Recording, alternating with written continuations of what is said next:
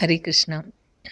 In the Srimad Bhagavatam, it is mentioned that all occupational duties must be simply done for self realization. If it is done for sense gratification, then it completely defeats the purpose of life.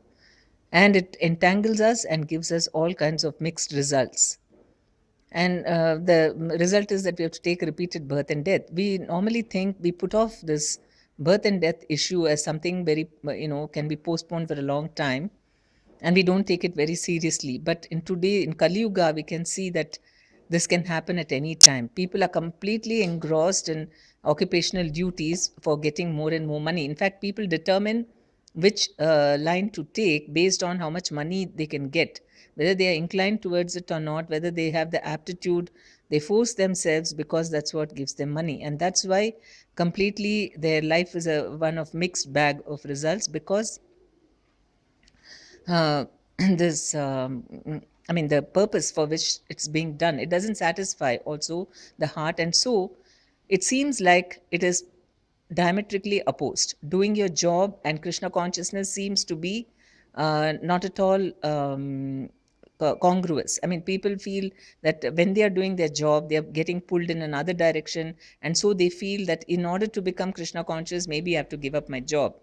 But that's not what Krishna is saying. He's saying that you have to do your job in such a way that you will progress in Krishna consciousness. And that is what will, because occupational duties also help us in liberation, karma yoga. The karma also is a form of yoga. And so that's why we have to think what will be the end result. It's not, is it simply so for my benefit, I should earn a lot of money for my sense and my family's sense gratification? Is that the only purpose? Or the only purpose is because I like, or I mean, I like doing it, or whatever? Or is it so that I mean, people also will be benefited, that I may leave a mark in society? I mean, it may be of benefit to others as well, and and ultimately whether this is pleasing to Krishna. All these considerations have to be taken into account when we think about an occupation. I mean, not just think that, okay, I have the knowledge and I have the talent, and then this will give me a lot of money, and that's the only reason why I choose something, an occupation. On the other hand, so many things have to be considered. Even for women, the source of job is not just to prove that I too can do it. Not only men, I can also do it. And so just because I got a lot of marks, or because this is what everyone else is doing, and then just go ahead and plunge into it, and later on we find completely we are struggling. I mean, we are just breathless with how to manage family and everything, and we a lot of distress is created because of that. Because the concept, the family life is completely getting destroyed. No question of having proper children, and more than even children, their own health is at big risk. So what to say about mental peace and happiness so that they can progress? Whether loving relationships, none of those. I mean, they are giving a big sacrifice just to earn money, or just to prove that I'm also equally qualified. Or people, I mean, apart from money, people want to show what their qualifications are for respect.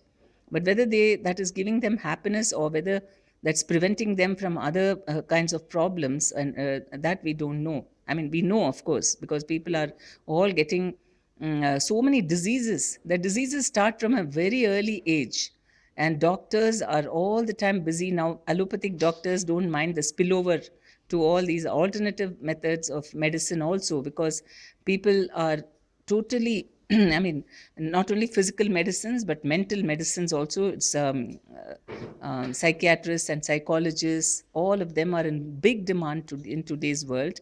And not only that, also what is that, test tube babies, what do you call that? IVF. IVF. So clinics are coming up in every street. It's just mushrooming. So it is something we see that the people can see, and it happening. How many marriages are being broken? How many divorces are happening? How many people are not able to maintain their health, have proper children, give them proper education? So we shouldn't just go blindly doing what others are doing, but it should be something which satisfies ourselves, which makes us also advance in spiritual life, which is of maximum benefit to all human society also, not something which is actually going to destroy society. What's the use? I suppose you are engaged in a brewery or a cigarette manufacturing company, or those sort of things. I mean, those are very and even industry itself is, chemicals and other things are actually harming society. So why should we get involved in an occupation which is actually bringing harm to society? But something which is going to enrich, which is going to educate people and ennoble people and help in the mission of Krishna consciousness as well, because occupation also is a means of um, going back to Godhead. So Krishna is very practical. He doesn't say everyone says surrender doesn't mean that okay, everyone stop doing job and just become a Brahmana priest in the temple. That's not possible and not required also. I mean, everyone has to do according to his his tendencies, and anyone, whatever job it may be, whether it's a Brahmana, Kshatriya, Vaishya, or Shudra, is equally important, because if it is done for the pleasure of Krishna, for the pleasure of for the benefit of society, then it is transcendental and it's worthy of all respect, not how much money you get. But this should be the criteria for choosing any activity in life, and then we'll find that we are perfect. I mean, our life is really very harmonious and perfect. And that's why in Kali Yuga we see that there is no other way. Kaler doshe nide rajan, it's full of faults and uh, problems, but hasti ekad mahad guna, simply one good quality which nullifies everything else. Kirtaniya eva krishnasya muktak sangha param vrajit. Simply by chanting and kirtan and serving Krishna, everything else will be, will become okay.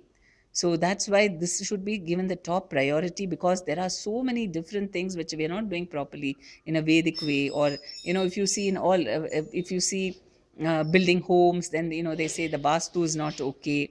Or astrologically, so many times that we do. I mean, in earlier times, life was at a slower pace, so people could watch out, when is the right time to go out, when is the right time to do different activities. But in the breakneck speed that we are operating in today's world, nobody can go by all these things. So there are so many different anomalies in our life, and but to set it all right, we have the Hare Krishna mantra and it's a Sankirtan method. And just by doing this, just by worshipping Lord Chaitanya Mahaprabhu, all these other things can be easily rectified. And that's why Chaitanya Mahaprabhu has mentioned that simply chant Hare Krishna. The whole, and Guru Maharaj tells in one lecture that to make real progress in spiritual life, you have to chant Hare Krishna mantra. Some people may say, I'm anyway doing a lot of services. Services keep you going, okay, make you sort of stay in touch with Krishna. But to really make progress, to really get remarkable results, you need to chant. Hare Krishna mantra is the only way, the only way, the only way in Kali Yuga.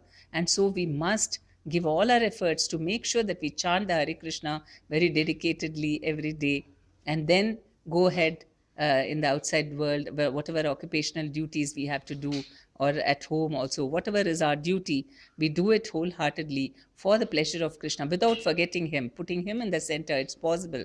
Then our activities will not be karma, but karma yoga. Hare Krishna.